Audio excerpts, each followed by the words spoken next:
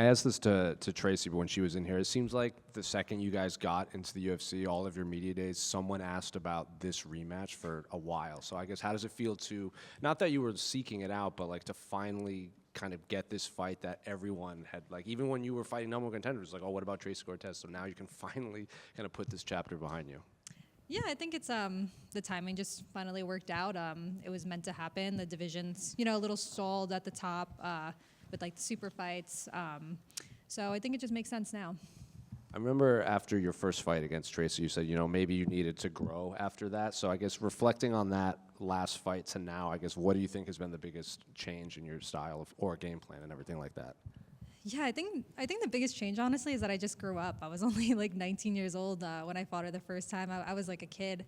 So I think I just, grew up, had a lot more experience, really locked in. Yeah, I think that's the growth I've had. And you only get 3 rounds as opposed to 5 that you've had in the past couple fights. So I guess, does that change anything in terms of preparation or game planning, or is it just like I'm so focused on myself, it doesn't really matter how many rounds there are? Yeah, I feel like I never really care how many rounds there are, but you do need to be prepared that it's going to be a little faster pace. You don't have the extra 2 rounds to kind of plan for, so you need to get it done in those 3. So just planning for a little faster pace. And you strike me as someone that doesn't dwell on like past performances quite often, but I guess or was it difficult at all to kind of switch like back on after the Macy thing happened, where you were hand wraps ready to go and then you didn't get that release? So did it take a while to kind of turn that off on, or did you just kind of wipe it and kind of move on pretty quickly? Yeah, no, I feel like I wiped it and moved on pretty quick. I feel like even when it did happen, I almost felt like numb. I was like, how is this even happening? I felt like it wasn't even real.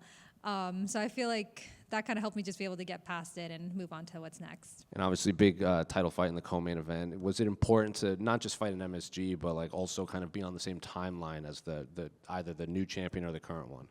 Yeah, I definitely think that's even more important, being on the same timeline as the champion, because then, the fight game changes so much. It's so much about timing and who's available, that I think both of us fighting on the same night makes it that much closer of having a title shot next. And, Tracy's obviously very popular wherever she goes, but the last time you fought here was like the Molly show and you were getting booed in your backyard. Are you expecting that to be different this time around? I definitely expect it to be a little different. I think, Molly had the whole like Irish, New York kind of crowd. And like you said, Tracy's popular, but it's not that exact same people here. So I definitely expect a little bit more love. And then last one for me, maybe a little unrelated, but I guess, the last couple media days we've had, or even before your fights against Manon and like Rose and everything, was always like future champion, future title contenders.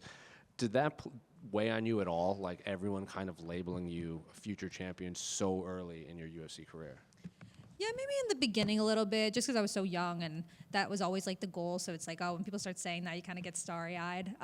But it's been a couple of years now of that, and I think I've been able to, absorb it more and really just focus on one fight at a time, and that's what will get you there.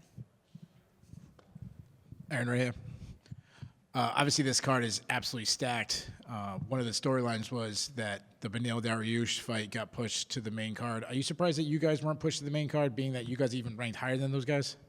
Yeah, I was hoping to be on the main card. I never been on a main card of a pay-per-view before, so I was hoping for that. But it's a stacked card, so just have to keep working there.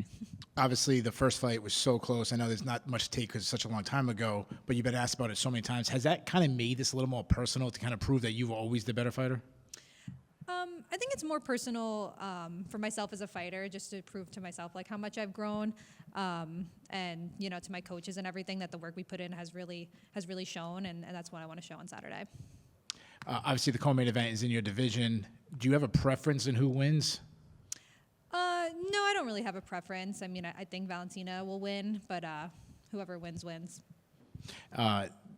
Obviously, firsthand from your last expected fight, weird shit happens the day of the fight. Is there any way you weigh in on championship weight in case something happens? That's always the goal. I mean, I know I weighed in championship weight last time, and I know I could do it. So, if that was something that was possible, I'll definitely make that. Obviously now, because of what happened with the Macy situation, it's been a year since you fought. Was there any kind of process where you were trying to get in sooner than now? Yeah, this fight was supposed to be matched up like a little bit sooner, but then it didn't work out. Yeah, and I mean, before I made my UFC debut, I was out for like I didn't fight for like 14 months before that, and I was able to go in there and kill that fight. So I'm expecting the same from this one. Good luck to you. Thank you.